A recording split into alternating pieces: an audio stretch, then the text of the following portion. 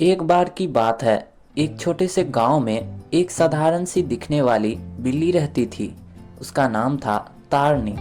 वह बिल्ली बाकी बिल्लियों की तरह दिखती थी, लेकिन उसमें कुछ खास था। उसकी आंखें रात में चांद की तरह चमकती थी, और जब वह मियाऊं करती तो ऐसा लगता जैसे कोई मधुर संगीत गा रही हो। गांव के लोग तारनी को पसंद करते थे, लेकिन उन्हें उसकी साधारण चमकती हुई आंखों और रहस्यमय स्वभाव से डर भी लगता था। कोई नहीं जानता था कि वह बिल्ली कौन है और कहां से आई है। एक दिन गांव के बच्चे जंगल में खेल रहे थे। अचानक उन्हें एक पुरानी धूल से भरी किताब मिली। उस किताब में पन्नों पर अजीब सी लिपि में कुछ लिखा हुआ था। बच्चों ने उस किताब को तारनी के पास ले जाकर रख दिया। तारनी ने जैसे ही उस किताब को छुआ, उसकी आंखों से तेज रोशनी निकली और किताब के पन्ने अपने आप पलटने लगे। तारनी ने किताब को पढ़ा और पता चला कि वह किताब एक जादुई दुनिया का नक्शा थी। दुनिया में कई रहस्यमय जीव, अनमोल खजाने और अद्भुत शक्तियाँ थीं, लेकिन उस दुनिया का रास्ता सिर्फ वही खोल सकता था जिसमें जादू और दिल का साहस हो। तारनी ने अपने पंजों से जमीन पर एक गोल घेरा बनाया और म्याऊं करके एक मंत्र पढ़ा। अचानक वहां एक सुनहरी रोशनी का दरवाज़ा प्रकट हुआ। गांव के सभी लोग हैरान थे। तारनी बिना किसी डर के उस दरवाजे में घुस गई। जब वह दूसरी ओर पहुंची तो वह एक अनोखी दुनिया थी।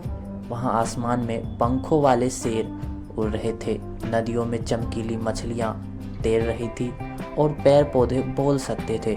वहां के लोग उसे चुनी हुई रक्षक कहकर पुकारने लगे। तारनी को पता चला कि इस जादुई दुनिया को एक दुष्ट जादूगर ने अपने अंधेरे जादू से कैद कर रखा है। उस जादूगर का नाम था कालोमन। कालोमन को हराने के लिए तारनी को 3 जादुई मोती ढूंढने थे, जो इस दुनिया के अलग अलग हिस्सों में छिपे हुए थे। पहली चुनौती, मुस्कुराते हुए जंगल। तारनी को एक जंगल में जाना पड़ा जहां पैर मुरझाए हुए थे और हर जगह अंधेरा था। वहां उसे बोलने वाले पैरों से सच्चाई और झूठ का पता लगाकर पहला मोती हासिल करना था। उसकी चतुराई और करुणा ने उसे पहला मोती दिलाया। दूसरी चुनौती, क्रिस्टल की गुफा। दूसरे मोती के लिए उसे क्रिस्टल की गुफा में जाना पड़ा। वहां हर क्रिस्टल में उसकी परछाई दिखती थी, लेकिन सिर्फ एक असली रास्ता था। तारनी ने अपने चमकती आंखों से धोखे को भेद कर असली मोती ढूंढ निकाला। और तीसरी चुनौती, जादूगर का कला। आखिरी मोती कालोमन के किले में था। किले के चारों ओर आग का दरिया था। तारनी ने अपने साहस और जादू से आग को शांत किया और किले में प्रवेश किया। कालोमन ने उसे रोकने की कोशिश की, लेकिन तारनी की चमकती आंखों और शुद्ध दिल ने उसे हराकर आखिरी मोती हासिल कर ही लिया।